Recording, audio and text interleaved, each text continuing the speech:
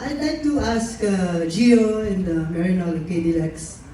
So, KD and Alexa, were you able to see yung production tonight? Nakita niyo yung excerpt? Yes. Yes po. And do you think, at this point, kaya?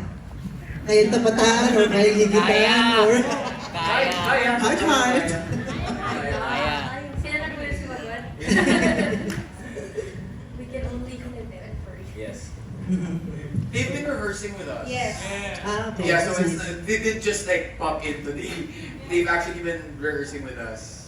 So yes, Yes. I would Yeah. say so. Yes, and ayun po, it's Feb.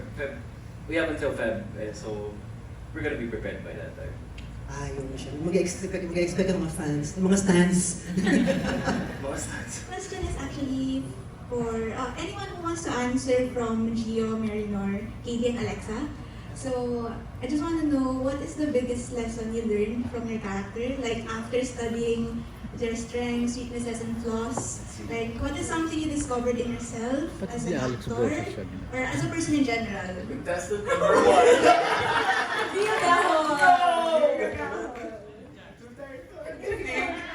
What, Alexa? No, sabi ko, the floor is yours. Looks like we didn't learn anything. We learned to rely on other people. Yan. Are you serious? Answer first. Kaya we learn to trust ourselves. Kasi sobrang onti lang ng time namin. And pag-trust sa company na aabot kami despite the time constraints. I'm not sure if you're pertaining to like what we learned from the character. That's it. From the character. Not necessarily.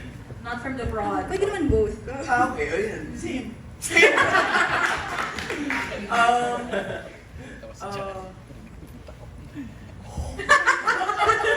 Sorry, pagod na ba So kami? lost.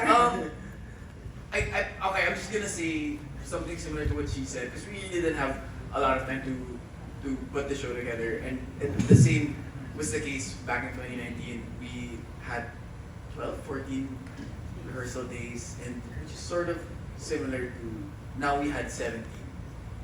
Correct me if I'm wrong, 17 or 18 days. So, yeah, it's really just a lot of being able to trust the people that you're working with. I think as long as you have a common objective, which is really just to be able to produce a show with a lot of limitations, and I mean a lot, a lot of limitations, but you know, holding on to each other's strengths and just every single day checking in on each other, making sure that we're headed towards the objective and not backtracking.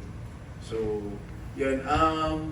It's also at least for me, it was very comforting to know that I'm working with my fellow artist teachers from PETA. And MNAR is sort of like a PETA artist teacher. That's not for me to decide. But yeah, most of the people you see here are members of the company, and it's been a while since we had a production. It's like what, 80-90% PETA artist teachers. So that was it wasn't a lesson. Actually, it was just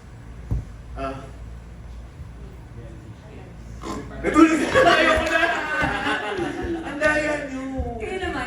But yeah, I mean, this is the strength of the production. Yes. I think like the people, it's really the people that we're working with. So, yay! Okay, sige. Okay. Siguro since he was talking about his learnings from the production, we'll talk about our learnings from the character Characters naman. So maybe for me as Julia, I think it was evident in the whole story how love conquers all. May it be para sa bayan, para sa pamilya, o para sa pagmamahal mo sa significant other mo. And that if you both have, or if you all have that common goal, like what he also said about being in production, you can all achieve success if you all work together and in sharing that love for that certain thing. Okay. Sa akin naman, what I learned from Tenyong, kasi this is a spoiler, I know you've seen a preview and you didn't see the actual thing, but if there's a will, there's a way. Pag may gulong, Oh my God! No, but seriously, like looking to the story, they were put, in the second act, they were put under impossible circumstances on how to get back home sa bayan nila and get back to Julia. But, ayun nga, sila Tenyong and the other Katipunas, they found a way to conquer that. And I don't want to spoil, I really don't want to spoil. So, sorry. Yeah, if he wanted to, he would. That's what There's a way. Thank you so much. Thank you. One more question at the back. Ibarra, and sorry, and one more, and then sir. So in that order first.